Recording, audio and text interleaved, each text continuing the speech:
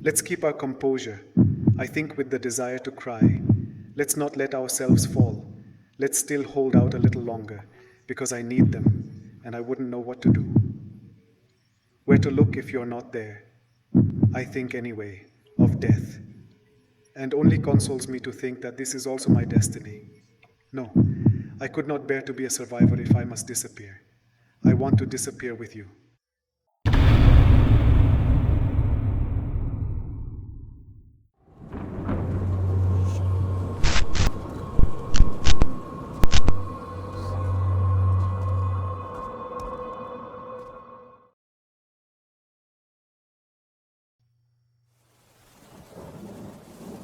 I had gone to that small, quiet university town, invited by a friend who had been teaching philosophy classes there for 1 year at the university.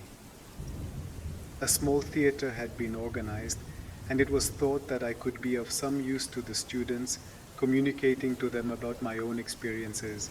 I gladly accepted the invitation. I had just premiered a drama with moderate success, my fourth since I began my theater career with the premiere of an anti-war drama, and I felt in a good mood to find myself placidly with a few days of rest.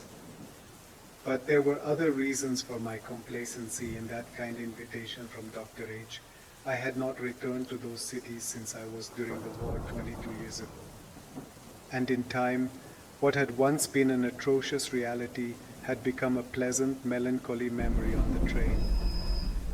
As I approached the city, I relived some old sensations, forgotten the touch of the rough khaki shirt on my studious university skin, the smell of its cooked city from the barracks where I spent 3 months, the first of my life as an infantry officer.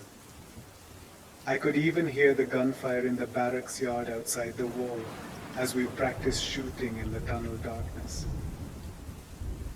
The train was moving in the rain and through the window.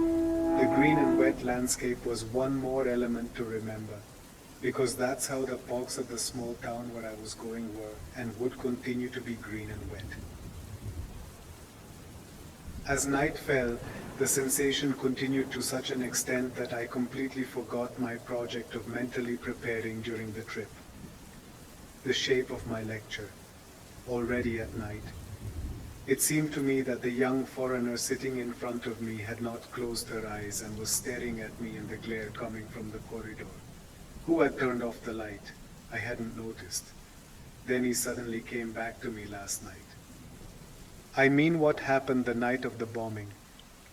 I had had a few glasses of wine, too many to tell the truth, with a companion in the everyday tavern, in front of the barracks, next to a dark mossy square.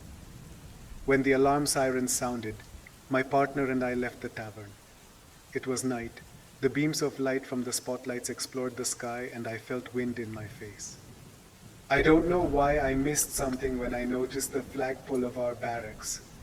There, opposite, devoid of the flag that had been lowered, the mast caused me, how I explain it, a mild strangeness. People were in no hurry. They had gotten used to the air raid alarm. A motorcyclist passed at high speed, blaring his siren. Then my partner and I crossed the street and entered the barracks. We crossed the courtyard between the anti-aircraft guns, which were hurriedly put into their firing positions, and entered the officers' bar. It was deserted and half dark. We looked at each other, and that's when I realized that my partner and I had drunk too much. My friend's face showed a stupid abstraction. I realized that he was not aware of what was happening, and when I heard the noise of the Junkers' engines, I shuddered. The barracks were bombed and the roof of the pavilion fell on us. Soon after, in the hospital to which I was transferred, I learned that my friend had died in the bombing. As for me, the fall of the region where I was located in the blood hospital, a fulminant fall that gave no time for evacuation. I was taken prisoner when I got out of prison. The war was over and I found myself alone, with no resources to continue my studies. How I started doing theater and the paths by which I became a notable author is of little interest to my story. Besides, that night on the train, my thoughts always ended again and again, no matter how hard I tried to cross that barrier. On the night of the bombing, I arrived in the small town a little tired from the trip. Dr. H, my good friend, was waiting for me with some students.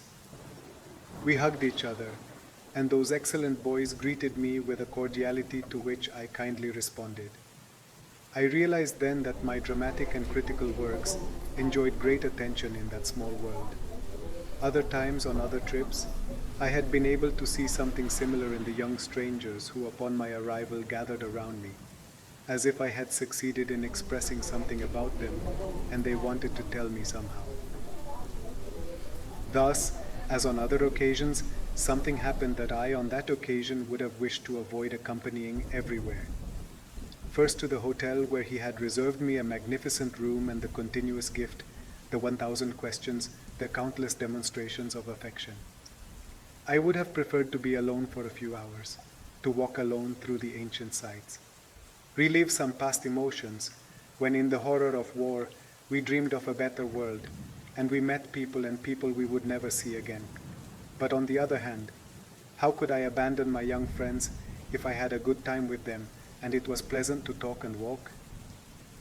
In mid-afternoon, I finally gave my lecture on the dramatic and social function of university theaters, and after dinner I said goodbye to everyone.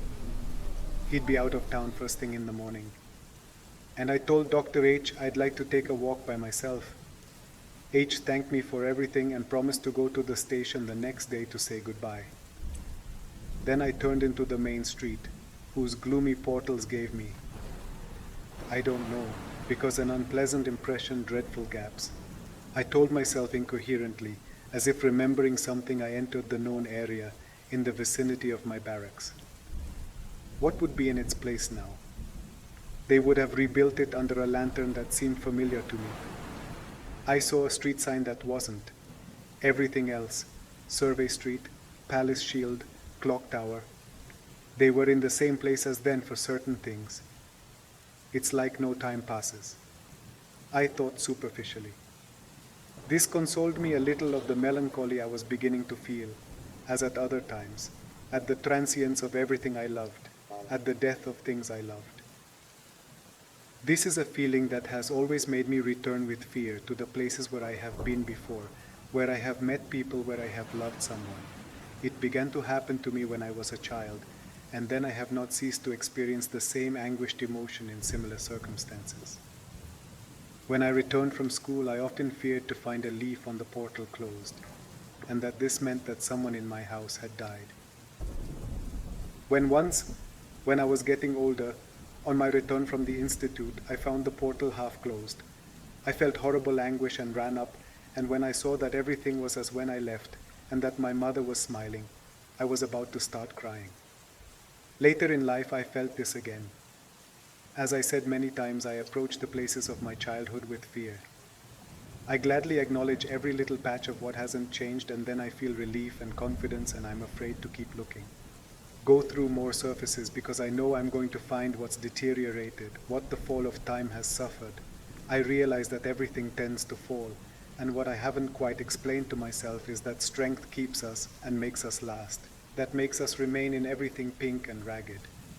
I find a reason for my anguish, like in the small wrinkles that appear on beloved faces. And I feel like I'm dying when I notice a clumsy movement going up the stairs, or that the loved one's breathing becomes somewhat labored after a little effort. Let's keep our composure, I think, with the desire to cry. Let's not let ourselves fall. Let's still hold out a little longer because I need them and I wouldn't know what to do. Where to look if you're not there? I think anyway of death, and it only consoles me to think that this is also my destiny. No, I could not bear to be a survivor.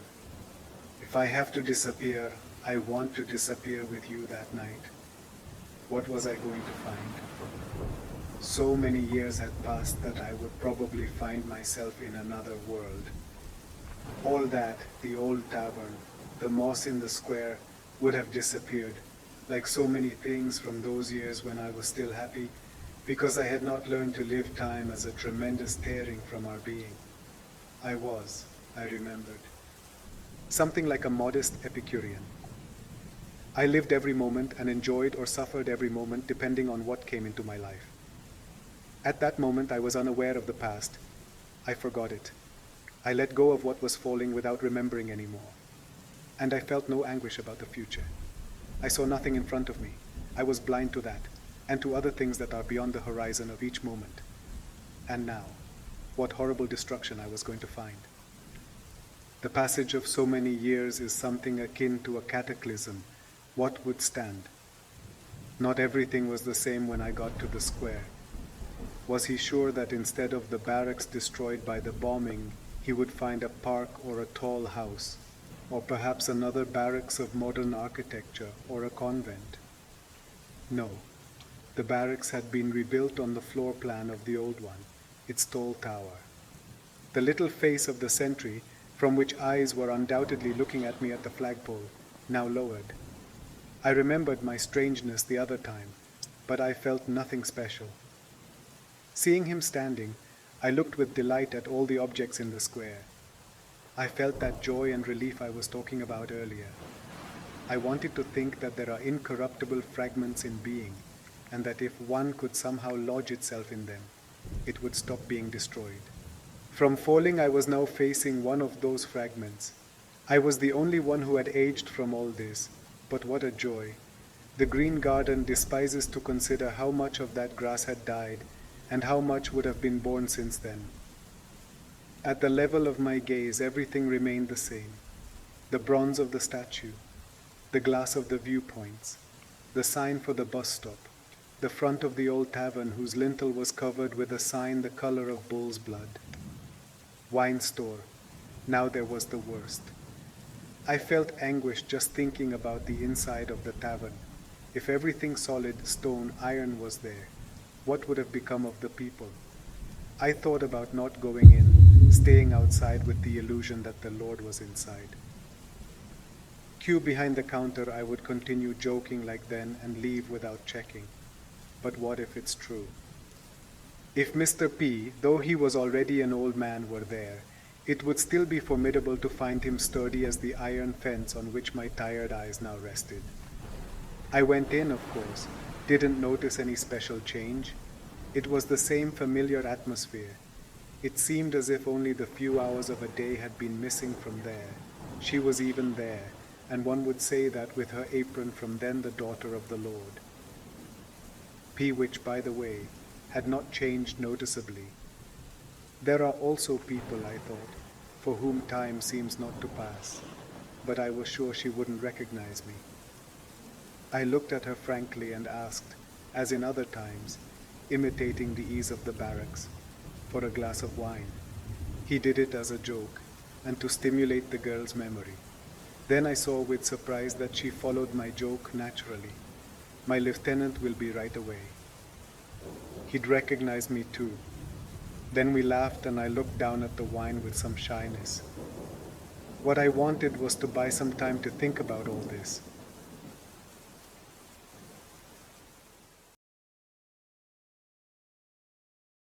Yo soy la guardiana de las sombras. Y yo el narrador fantasma. Te invitamos a suscribirte y a que mires estos otros videos. No olvides activar la campana para no perderte ninguno de nuestros relatos. Y si te ha gustado, comparte con tus amigos. Esperamos que tus noches sean un viaje a lo desconocido y tus sueños un eco de nuestras historias.